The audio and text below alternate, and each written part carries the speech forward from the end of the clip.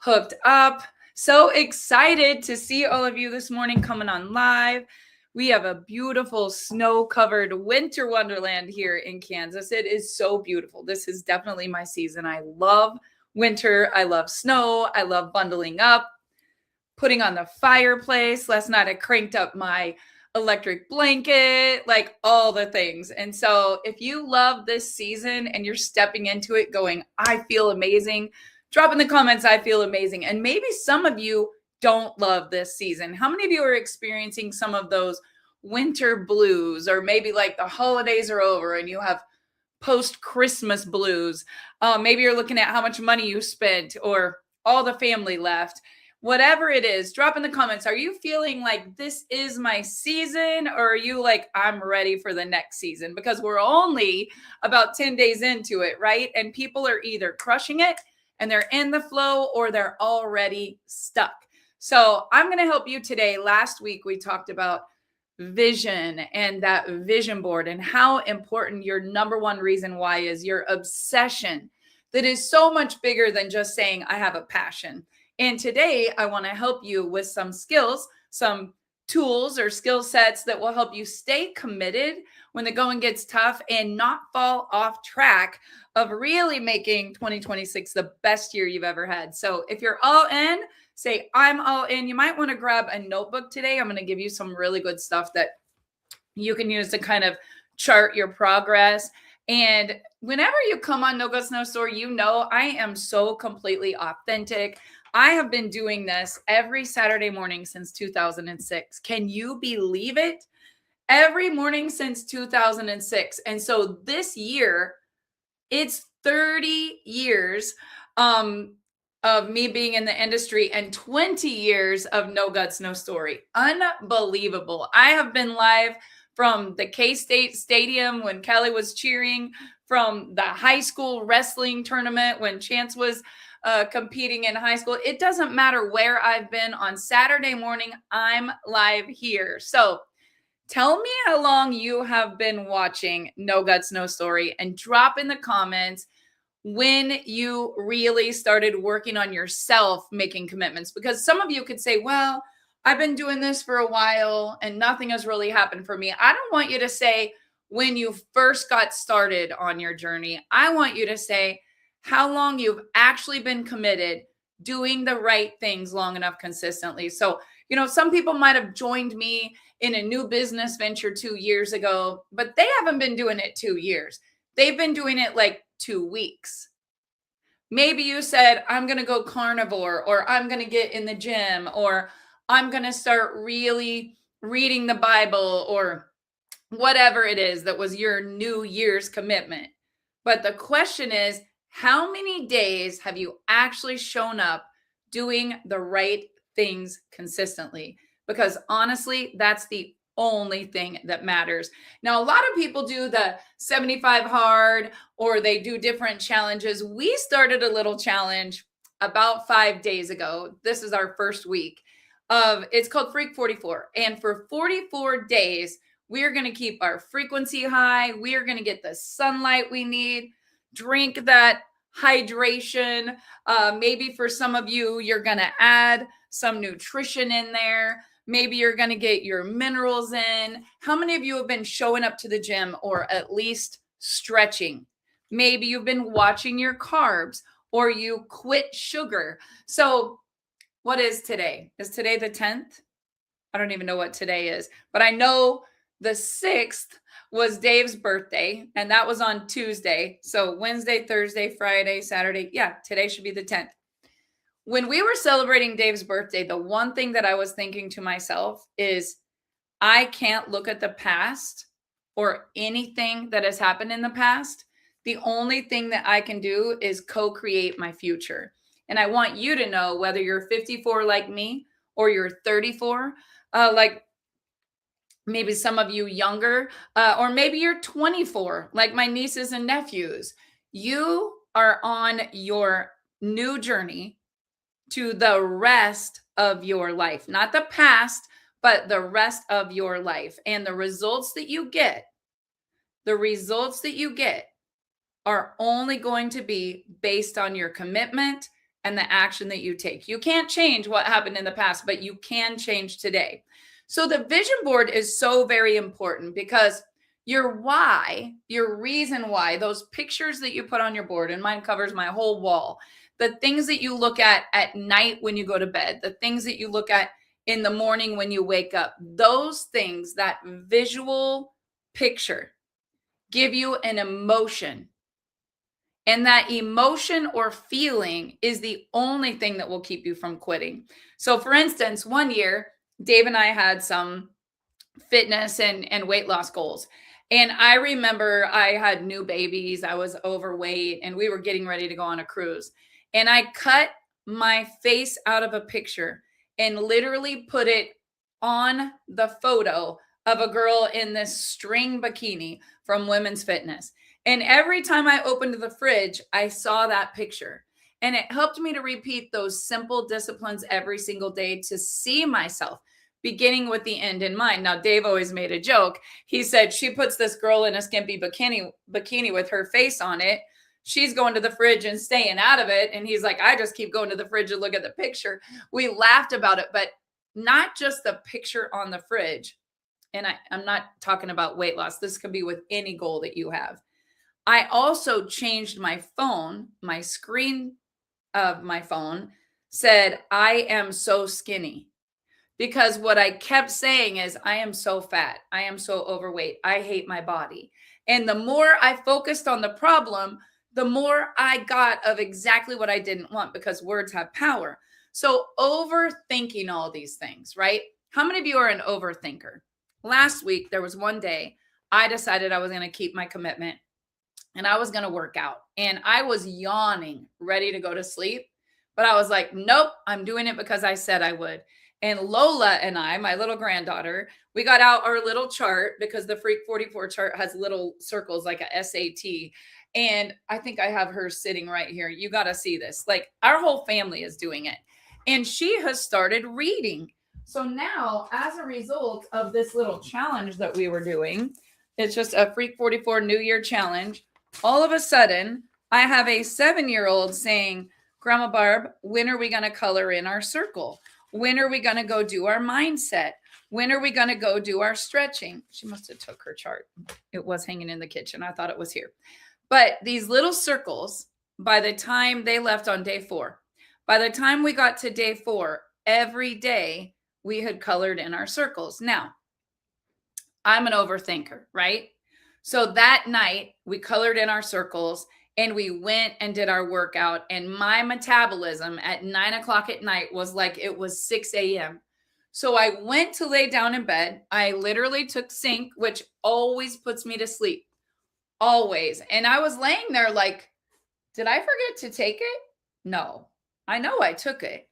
Why am I laying here wide awake?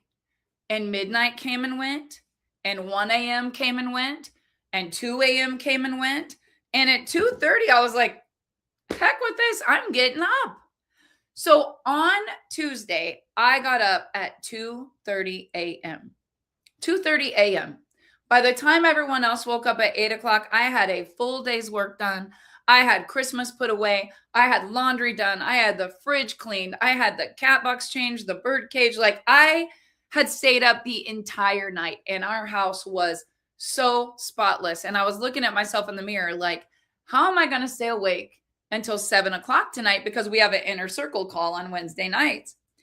And I started thinking, like, why did I lay awake all night and I could not turn my brain off? First of all, my metabolism was up, but I couldn't think I'm going to fall asleep and get a good night's sleep. All I could think of is, if I don't fall asleep, I'm going to be so tired tomorrow. Now, when you stop talking or thinking about the problem and you focus on solutions and what you actually want, what you want wants you. So if I could have just laid there, relaxed, turned on a meditation that said, it is time to go to sleep. Well, I did try that. Actually, I did try that. My metabolism is high anyway. I will never work out again at night. I have to work out in the morning because I am a machine when it comes to my metabolism. And it was off the chains that night. Anyway, fast forward.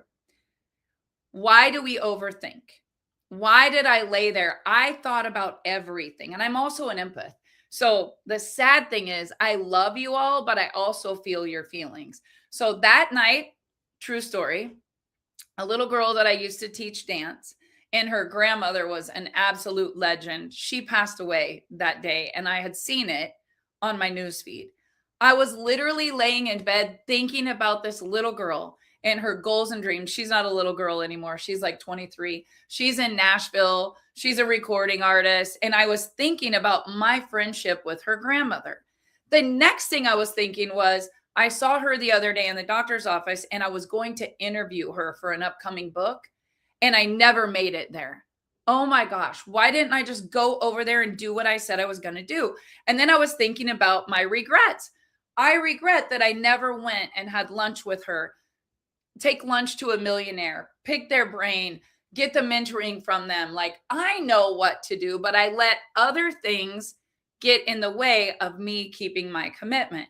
And then my brain went to the next thing. I saw the news where someone else passed away. And I was thinking, how could two people that I looked up to so much both pass away in the same week? And then your brain goes down the rabbit hole. How old were they? How old am I? And how many of you do this where you start overthinking everything? And then you'll think, whose feelings did I hurt? Did I make the right decision? Where am I going with my life? Maybe what are you doing with your kids or your grandkids? How many of you are overthinkers? And once you get one thing in your brain, you can go down a rabbit hole where you're coming up with every single scenario stressed out to the max. And you're wondering, why do I feel this way? Well, first of all, you've got to stop focusing on the problem and quit thinking about all the worst case scenarios and only focus on the scenario that you want. If it's your health, you're going to get well. If it's your finances, they're going to turn around. If it's a kid in trouble, they're going to find their way. If it's a sickness, you're going to feel better in the morning, right? Stop thinking about the problem. And I want to encourage you to focus on the solution. Don't talk about the problem. If there's a toxic person in your family, do not say their name. Don't discuss them. Successful people don't discuss other people. They discuss ideas, solutions. Don't give it any attention. If it's someone on social media, don't comment. If you're mad, don't send a text. You've got to have your own boundaries where you're solution oriented, and action will cure the fear. Action always cures fear. Rumination, this is a new word I learned this week. I was listening to a Mel Robbins podcast. Rumination is continuing to overthink over and over and over a problem that you have, which actually is a symptom of depression.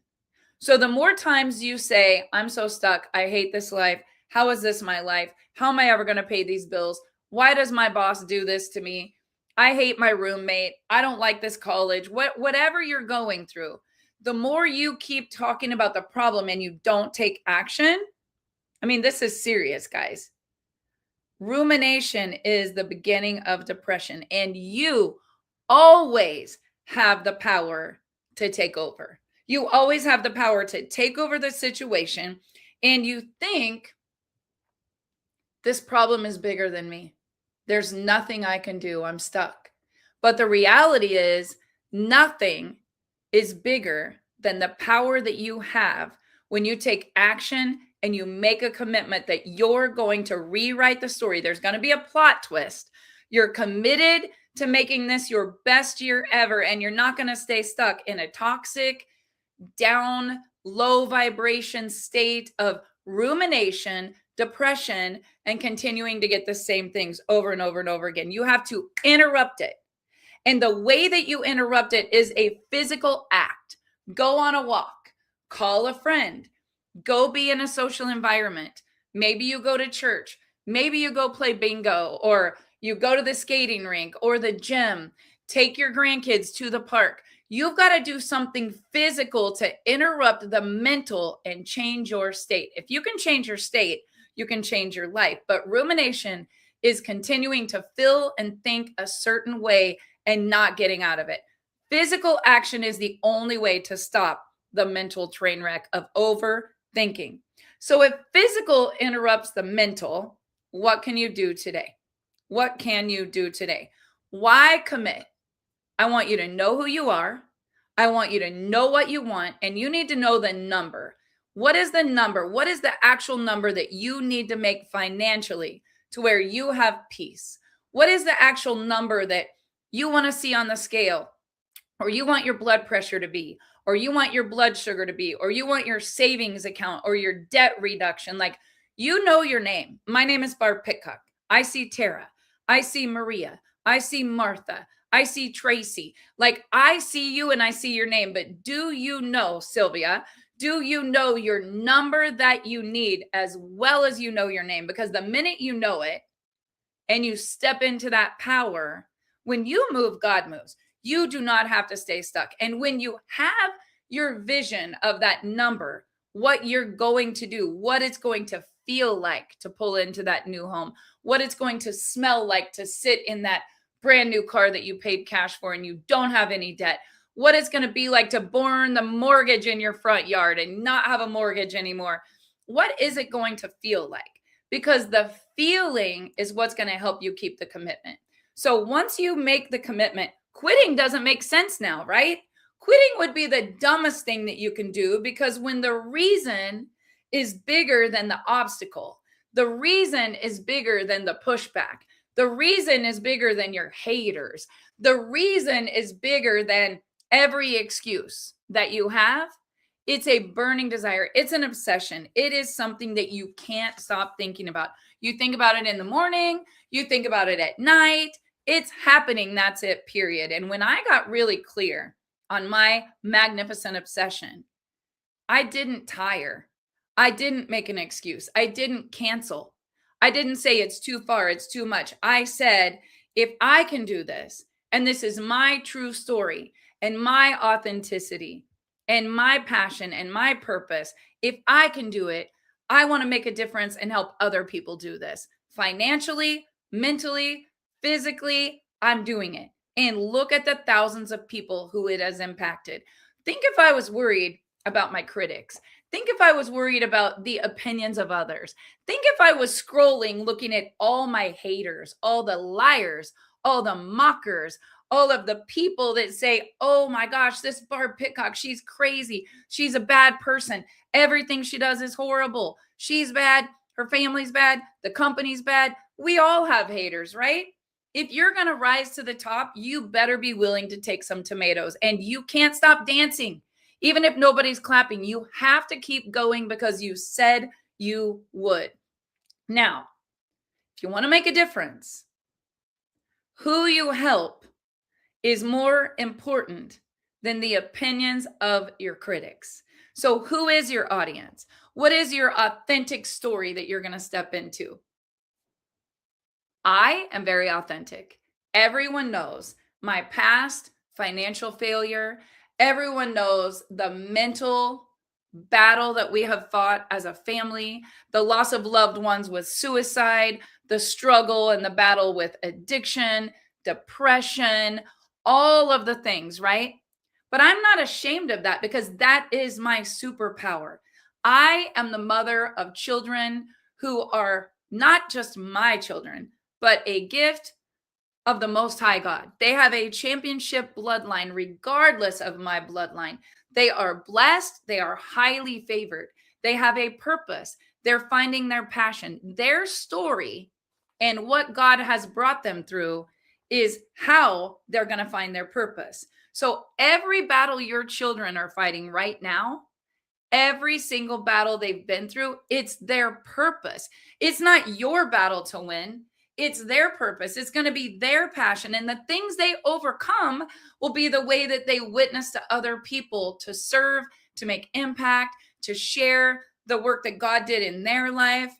If I can do it, I know others can do it. If my children can do it, whatever it is they go through, they can empower other people to do just what I did. Share my story, give people hope, and change people's lives. Now, I don't have the same story that my children have, right? Maybe you've been through a divorce. Maybe you lost a child. Maybe you are a battered woman that escaped a horrible situation. Maybe you were a caregiver. Maybe you have children that struggle with special needs. Maybe you were bankrupt. Maybe you were homeless. Maybe you were in a company doing great and you lost everything. I don't know what your story is, but here's what I know: your story is your superpower. And your magnificent obsession of what you want the future to look like is what's going to pull you through when you want to give up. It's what's going to keep you going when the debts are high, when the funds are low, when the sleep is scarce, when your entire house is a wreck and your kids need your attention and the phone's ringing and the dog's barking and someone's at the door and you're in charge of something you don't even have ready yet. Instead of feeling overwhelmed and overthinking all of your problems, focus on a solution-oriented plan, systems, discipline, boundaries, reading, mindset, movement, nutrition, sleep, hydration, a mentor. This is why we did Freak 44, because we know the entire world is dealing with chaos, debt, division, hate, blame, resentment. All of that is a very low vibration. So if you can get yourself in a community of people that, come on, let's go. Let's keep going. I'm not going to let you stop. I'm your biggest cheerleader. Let's go, go, go. Let me encourage you. Let me encourage your team. What did you do today that was right instead of everything you did that was wrong? How did you grow today, even if you didn't do everything you could do? How could tomorrow be better? That's what we're building. We're building a community where people feel good now and they stay feeling good. Lola said this week, is so funny. I'm going to show you real quick. She said, Grandma Barb, I need to color in my chart. I said, okay. She said, give me that don't taste like anything stuff. Source minerals. Look at that. Don't taste like anything. All the minerals I need in water, and it's alkaline. So any of you that know anything about your health, you want to be an alkaline vessel. Like acid grows everything that kills you, right? So you want to alkalize your body on the daily. And then when it comes to the mushrooms, 7 organic mushrooms that are literally turning on my brain, helping me to stay focused, not to have the brain fog. And somehow the night that I didn't sleep, I got in this algorithm with all of these videos of people that are on prescription drugs. Now, I'm not going to get in a fight with anyone about what prescription drugs they take. You do you, right? I'm going to let them. But I have had a child that experienced Adderall, that didn't need Adderall, that struggled with addiction.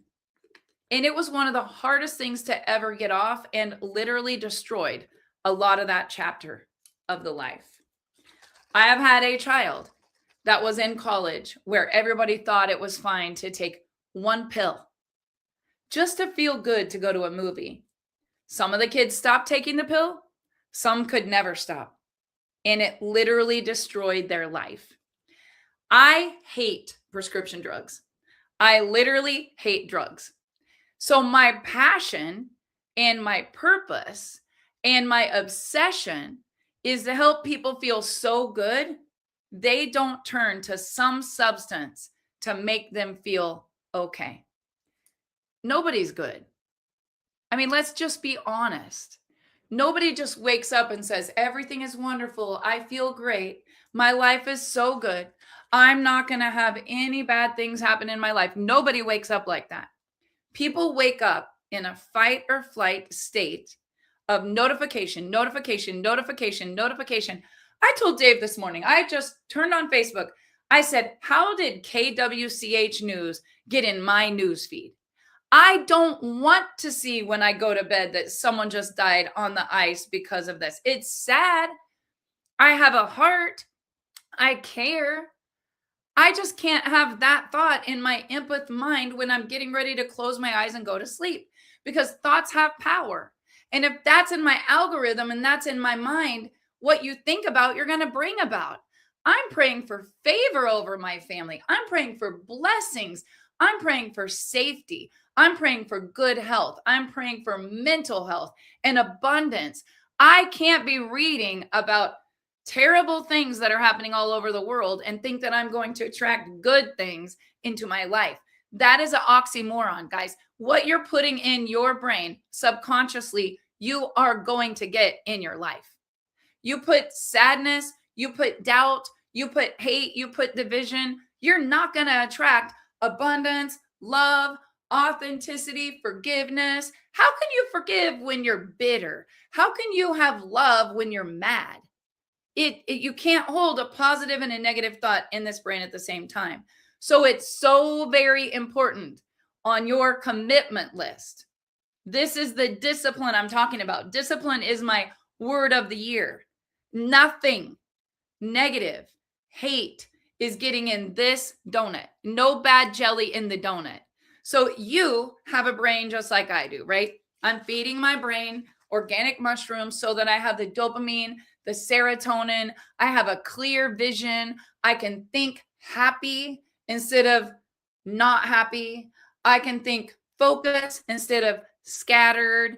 And I can produce like a machine instead of making excuses and not doing the things I said I was going to do. It's really, really simple. Rising and vibing. That's what I'm doing every single day. Now, I want to ask you a question. When you feel overwhelmed, what do you drink? Because most people say, I need a glass of wine. I need to grab a beer. I've been guilty. I'll just tell you, I have been guilty.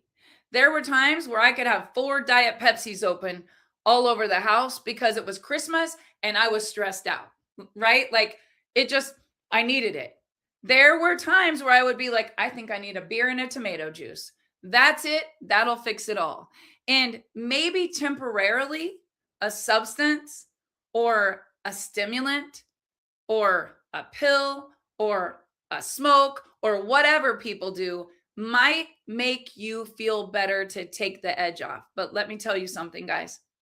Until you get to the root of the problem, the trauma, the problem, the pain, the past, until you get to the root of it and you forgive. Why is Brooklyn Pitcock calling my phone right in the middle of my live? She should know better. Sorry, guys. Interrupted the Instagram. My kids know, and I have it on Do Not Disturb, but that one, when she calls, it interrupts like it's an emergency. I'm not even going to get into it, but when Brooklyn calls, it interrupts everything. So anyway, I'm grateful that she calls me, right? I am not complaining. But what I wanted to say to you guys is when you don't get to the root of the problem, when you don't deal with the unresolved conflict, you can't move forward. Because you do what I said at the beginning of this live. You keep focusing on the problem. You keep focusing on the person. You keep talking about the issue and you get more of it. What you think about, you bring about. So I want to help you today to stop that. Set a boundary and say, we're not going to say this person's name. We're not going to talk about a previous whatever it is. Maybe it was a lawsuit. Maybe you got fired. You got to stop it completely. It is dead to you. It is not coming in to this space. And I want you to think about what you do need, what you do want. It feels so good to be debt free. Don't say, I can't believe we have all these bills. I don't know how we're going to make it till the 15th. Stop. You say, money's coming at me from all directions. I have no idea where it's coming from. I just accept it. And even if you have to lie to yourself, your subconscious doesn't know the difference in what's real and what is imagined. So when you hold on to that, every thought is a prayer, every prayer is answered. Faith without action is dead. Faith without risk is a lie. Now, if you really are a believer, and this is what cracks me up, people will be like, I believe, I believe, I believe, I believe. Well, if you believe, and it says God knew every hair in your head, everything that you would go through, he knew exactly what your life would be like. You have to believe that there is a happy ending, where there is a victory lap, where there is a plot twist, where everything that was meant bad for you, God is going to use it, not as a setback, but a comeback. He is not going to use it as a loss. He's going to use it as a story that you can share to 10x your income, your health, your relationships, your vision, your power, your purpose, because you're a child of the Most High God. Like, we all have a higher power that created us to do amazing things. So why are you sitting there licking your wounds, playing small? I'm so scared. I don't know what I'm going to do. I hate this situation. How is this my life? Like, oh my gosh, I can't believe we're in a bankruptcy situation and we have all these bills and we have all these kids and we have blah, blah, blah, blah, blah, blah. Like, this was me, right? Poor little old me syndrome. That's what we called it. Plum disease. And one day my mentor said to me, you do have a single mom and you don't know where your dad is and you can't pay your bills. Those are all true. But is that the story that you want to tell? Because the longer you keep playing the victim and talking about daddy problems and mommy problems and bill collector problems, you're going to keep getting more of that. He's like, stop talking about it. That is not you. That is a temporary situation. It's a mentality to be poor. You're not poor. You're just broke. You're just temporarily out of money. And from that day on, Dave and I started acting like someone that was not broke. We didn't spend money that we didn't have on things that we didn't need to impress people that we didn't like, who probably didn't care anyway because we had status and ego. We did not do that anymore. We had discipline. We invested in books. We invested in events. We invested in ourselves. We focused on debt reduction. We focused on discipline and increasing our income, because if you increase your income, it doesn't matter anymore. If you stay stuck, it does matter. You just get more of what you didn't want. So your mindset, guys, your mindset, it's a setting. That's why they call it mindset. You're so set on your situation. You're so set on the past. You're so set on the people around you and what isn't fair or what happened that you can't change your mindset to actually be set to what you want. This is why I talked for an hour last week about vision. The minute you go look at what you want and you know that you know that you know, it's your magnificent obsession. It's happening. That's it, period. It's mine. I'm going to have it. And you start to say, I will have this body. I will have this home. I will live in this state. I will be around these people. I will drive that car. I will have zero debt. Whatever it is that you say, and you attach the feeling to it, it is yours. It will happen like it's bamboo season. Like, you won't even see it happening, and all of a sudden, pew, there it is. And everybody will say, how did you do that? And you're going to say, I have no idea. I was on this live stream with Barb Pitcock. She told me to do this exercise. I did it. I visualized it. I took action. I made commitments. I never stopped talking about what I wanted. And here I am. And people are going to be like, teach me how you did it. Teach me how you did it. And you aren't even going to know how it happened, because how it happens is none of our business. That's God's business, right? You have 3 folders: your business, not your business, God's business. So what is your business? What is your business? Because everyone else's divorce, relationship, scholarship, where their kids are going to school, all of those external successes are not wins. In fact, I read this week about a beta test that was done, a meta test, they called it, meta test, where they tested all of these people who were Olympians, college athletes. Like, this coach was literally coaching the greatest of the greatest. And here's what he said: when you focus on external wins, your rank, your check, your neighborhood, your car, your title at work, the name tag on your desk, your promotion, all the external stuff, and you use that as a measurement to your actual wins, here's what the meta test said: it's actually bad for your well-being. Now, I don't know what bad for your well-being is, but that doesn't sound very good to me.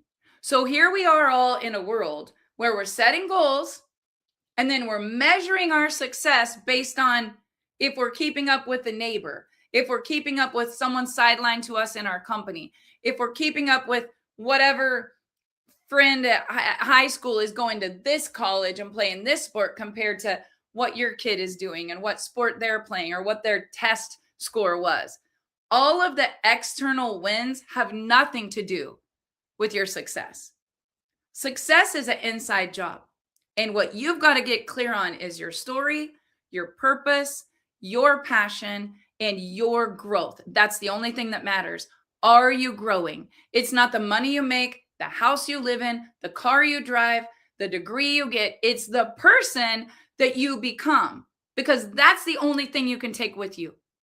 The person that you become and the impact that you make is what people are going to talk about for years and years and years. The night this week that I was laying awake thinking about two local people that passed away, both of them made huge impact, not just in my life, but a lot of other people's lives. And I was thinking about their children, their grandchildren. One of them, his name is Milt, and his wife was my first sponsor when I was in Mary Kay and I was 18 years old. Her name was Charlotte. She was a national director in Mary Kay. She was the only person around this county that had the pink Cadillac every year. She had the biggest heart. She had so much faith, and she would mentor me even when I wasn't in Mary Kay anymore. I would see her. We did Light a Child's Life and got Christmas gifts for like hundreds of kids locally. And I opened up my home to raise the funds to get the toys. So you didn't have to pay, but you could come and tour my crazy Christmas decorating if you just brought a toy to the door. Well, I will never forget, it was a blizzard and they came to sing. They were great singers and they were always in the band.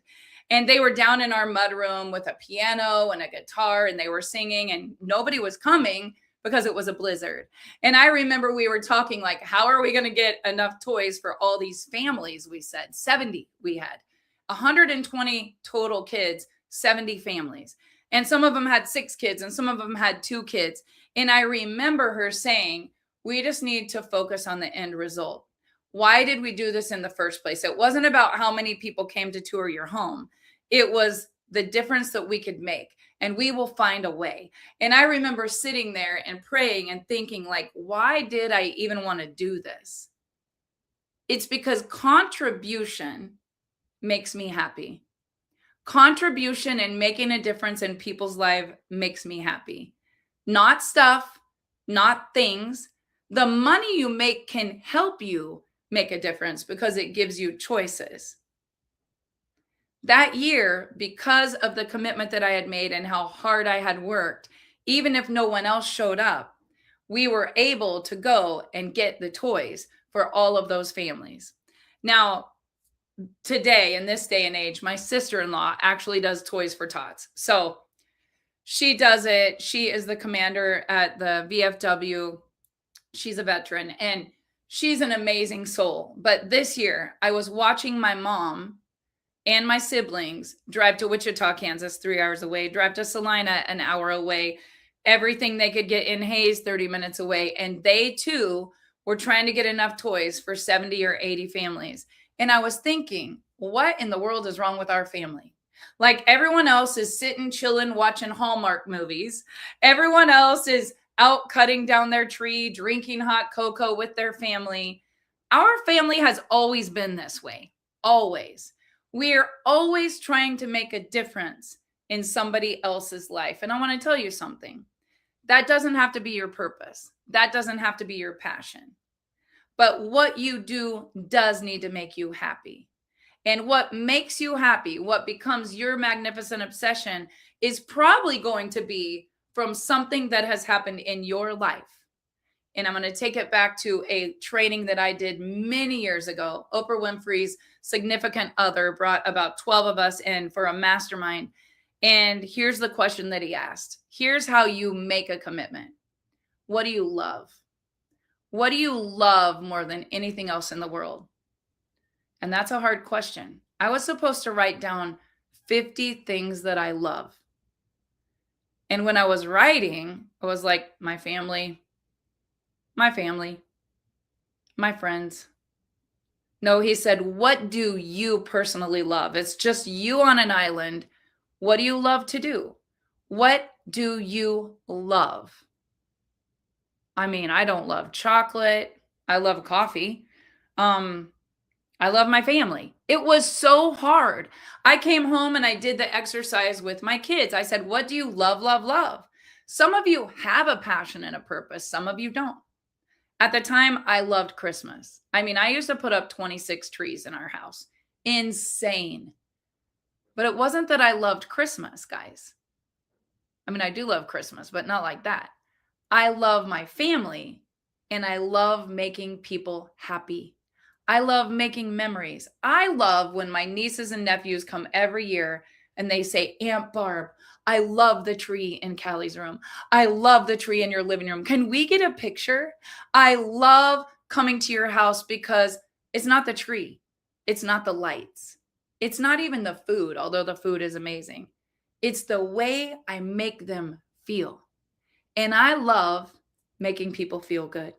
It's why I'm the CEO of one of the fastest growing companies in the world right now, because we're making everybody feel so good, so loved, so valued, so heard, so celebrated. We're taking 300 of them on a cruise next month for free. Like, it just makes me happy. What makes you happy? Like, what do you love that you would do for free if you never got paid for it? That's what you need to go do every single day of your life. And if that doesn't stir you up, let me ask you, what do you hate? What do you absolutely hate in this world? And how could you make a difference to solve that problem? Sit down with a sheet of paper and do this work, not caring about what other people think, not caring about anyone else's opinion. Their opinions don't matter. When you cross the finish line and you write your book and your company's exploding, or you pay off your debt, or you move into your dream home, or you and your family build a compound, or you give all your money away to a charity, they'll be the first one there saying, "I knew you would do it. You're so amazing. I knew you would do it." And you can just thank them. Thank them for being your critic and having the opinion, and them being the reason there's no way you're going to quit. Not caring about what people think and letting go of other people's opinions is a huge part of your keeping commitments. And it's a huge part of your having success. So I want you to write this down. Discipline and obsession will take you so much further than just saying you have passion. The past is not your future. Lead with the future in your head. Lead with the future in your head. And if I can do it and overcome the things that I have overcome, I know that I can help them do it. I know that I can help you do it. If you want to make a difference, share your story authentically. Who you help is so much more important than who you irritate. Who you help is so much more important than who you irritate.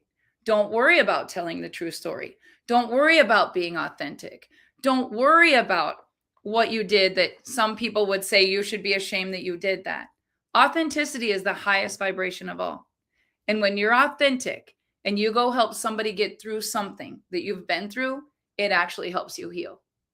It actually helps you heal.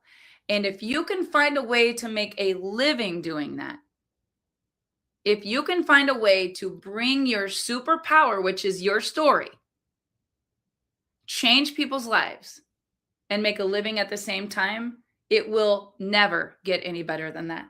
You need to do what you love every day. Life is short. This week, when I was looking at Nancy that passed away and Milt, both of those people lived such an incredible, long, amazing life with so much success and so much happiness and so many people that they were so generous to give and change lives.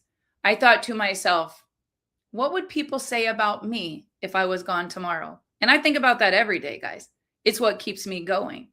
You sit down and ask yourself that, because the impact you make and the difference you have, even if it's just opening a door for someone, giving them a compliment, telling them that you've been thinking about them, reaching out, saying, "How could I help you? I know you're going through something." I will promise you, the only thing people will remember about you is the way you made them feel. It's not your external success that makes you truly win. The biggest win is internally. It's the person that you become, the purpose that you have with your superpower, which is your story, and the lives that you will change. And I'm begging you, don't live a life of regret. Step into your authenticity. Quit being worried about the opinions of others and the critics. Go live. Go tell your story. Step into your superpower. That is your brand. You will have people following you saying, thank God you pulled the Band-Aid off that. I've been feeling that. I want to feel better. I want to be a part of a great community. I want to get out of this rut that I'm in. I just didn't know how to get out of it. And they'll thank you. They will say, thank you so much for being authentic and sharing your story. So that's all I've got for you guys today. I hope you're keeping your commitment. We're 10 days in. It's going to be the best year of your life. I'm going to be encouraging you every single day. And trust me, you have an audience of one, and he's the only one that matters. So quit worrying about the opinions of others and step into your superpower. Have a great day, everyone.